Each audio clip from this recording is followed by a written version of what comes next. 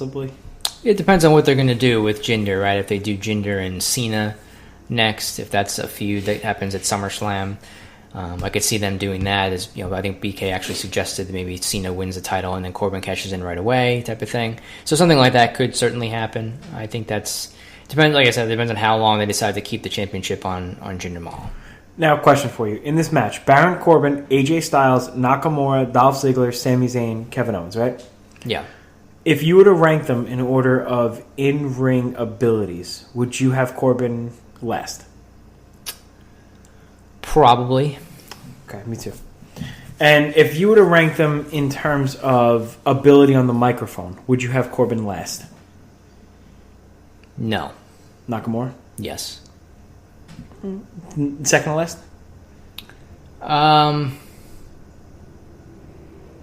I guess he'd be close. I mean, I think the best guys are Owens and Styles, right? And then you've probably got a grouping of Ziggler, Zayn, and Corbin, and then Nakamura. That's probably how I would rank them in terms of their promo abilities. Yeah, I could see that. It's just I understand the thought process behind putting it on Baron Corbin, but I feel like I'm just not getting Baron Corbin.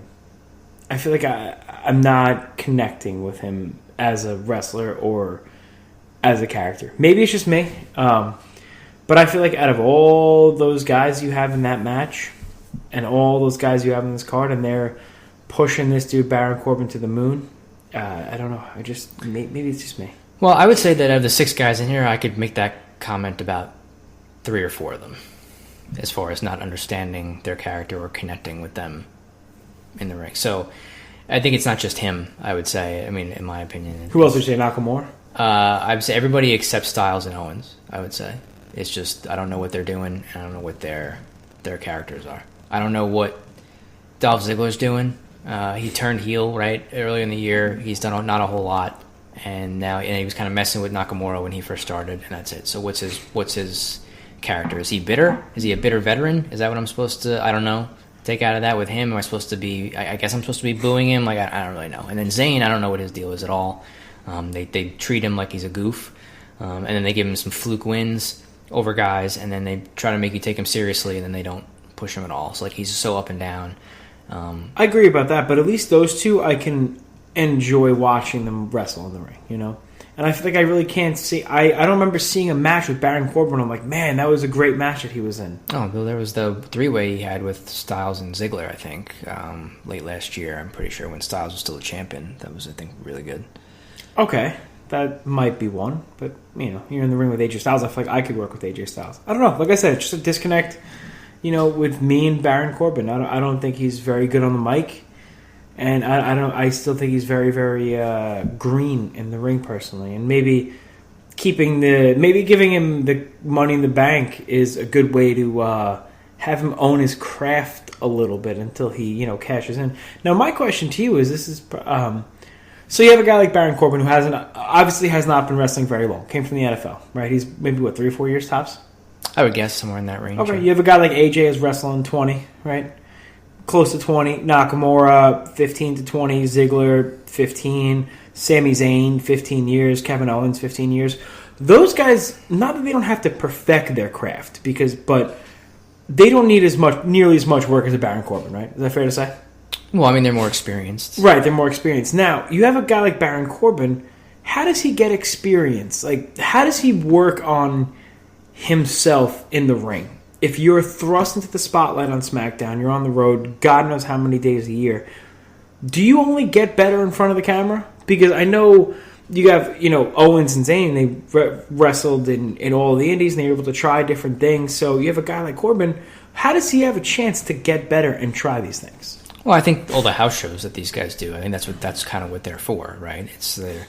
It's non-televised events, so these guys can work with different people and try different things and see what gets over in front of, you know, live audiences and crowds across the country and in different countries, right? That's kind of how I think that's the whole purpose of those shows, is that, you know, especially for guys who are maybe in the early part of their career, where you get a chance to work in front of a live crowd and with maybe some more experienced guys. I think that's the opportunity that you get if you're maybe a few years into the business and you're getting a push, right? So same thing like a guy like Kurt Angle, right, who he started wrestling professionally in like 98 or 99 after he won a gold medal, and he was thrust onto the main roster like a year into his career in the biggest company in the world, right? He didn't really wrestle much in the indies, if at all.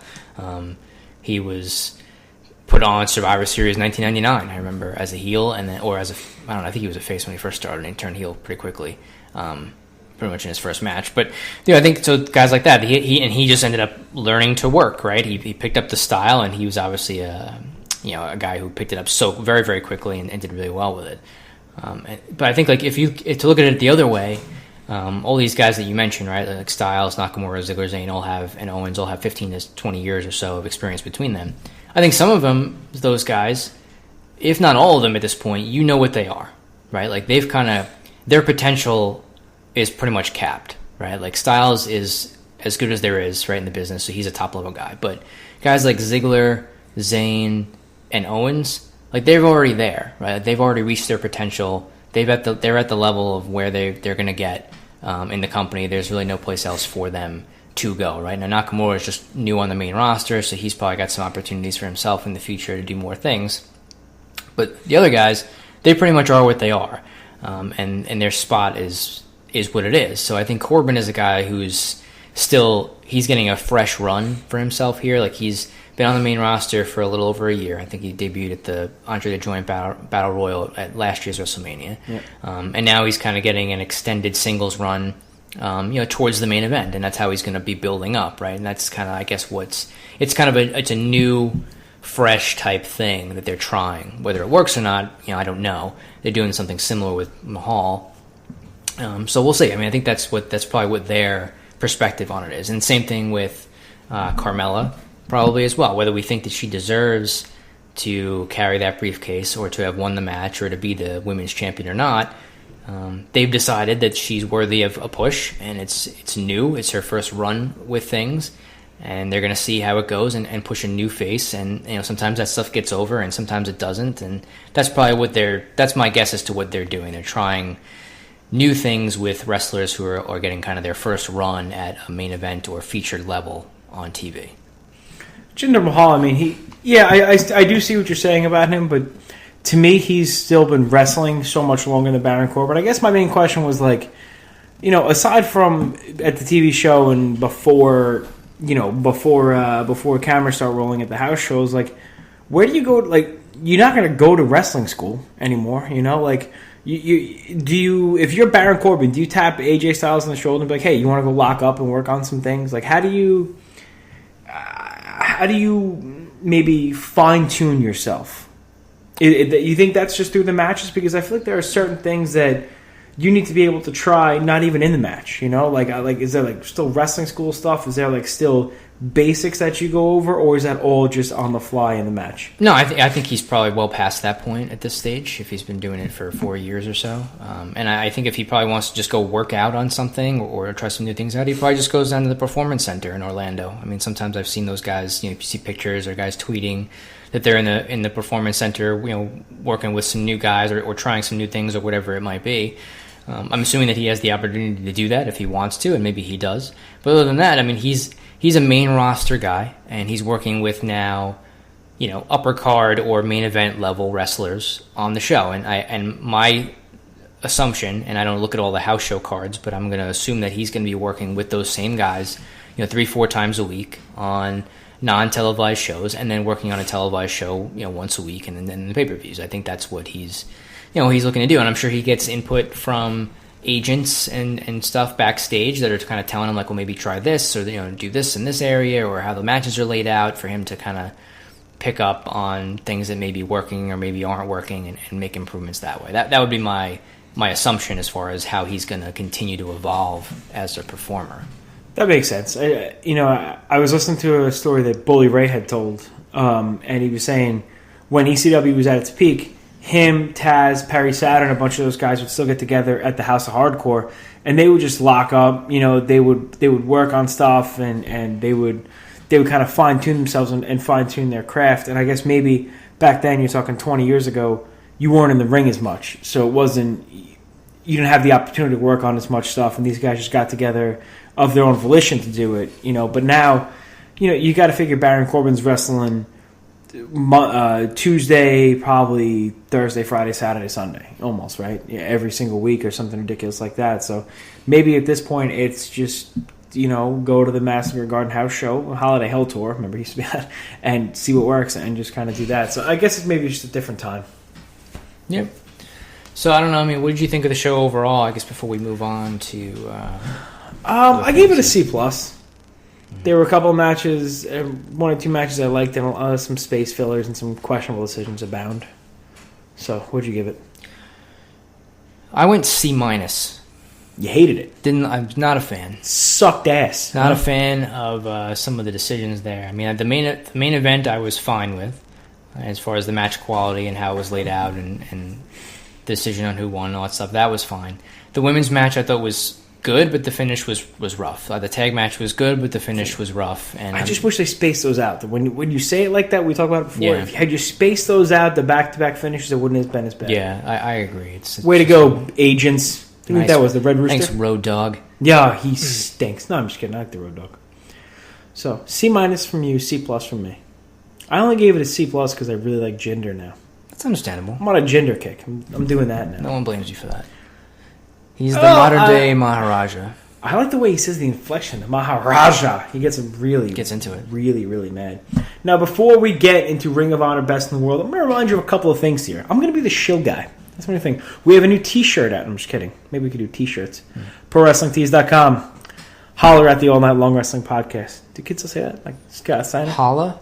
I think they still do. I think I saw. Did you see that Adidas made the new jerseys for the NHL for next year? No. They're also producing a T-shirt for us. I'm pretty sure that's going to be coming out soon. Was that the fax I got? Yeah. It was from Mark Adidas? It was the fax number. Yeah, from Mark Adidas. Son of a bitch! I got to work on my fax. I don't know how to answer that. It's hard. It's not 1986, so it's hard for us to really keep up.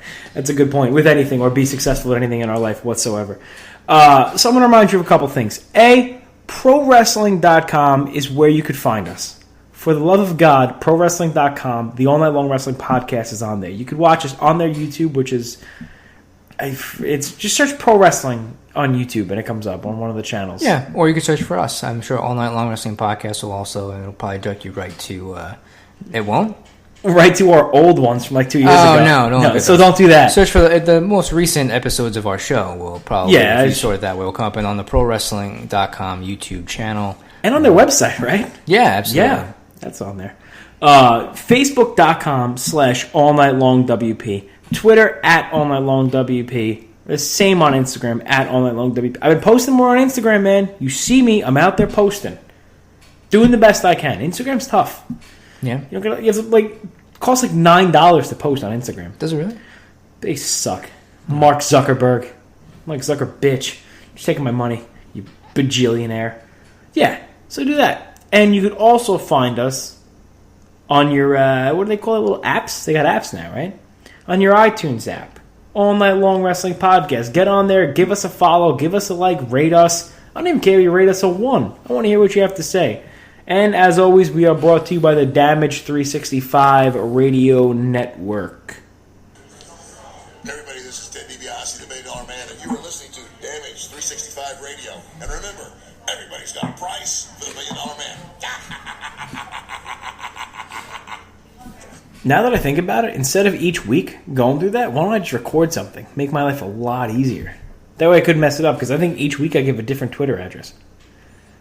It's kind of like the whodunit, like how do we find the All Night Long Wrestling Podcast on Twitter? But no, seriously, we appreciate your support. If you guys can help us out with likes, shares, comments, anything, it's much appreciated. Joe and I do this free of charge, on the arm. Actually losing money by the day. That's true. That's a shoot, folks. But no, we appreciate, like I said, we appreciate all your support, and for damn near over 2 years now.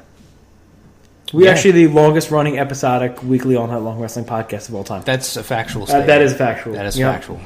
And anything else you hear is malarkey.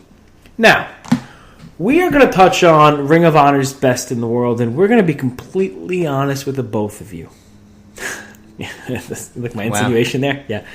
I have not been able to catch up on as much Ring of Honor TV as I would like in the last couple of weeks. Is that a fair assessment? Based on what you were mentioning to me off air, yes. Yeah, that is a fair assessment. I do my best to watch it, but it's it's tough, and I'm only hoping that this partnership maybe with WG and America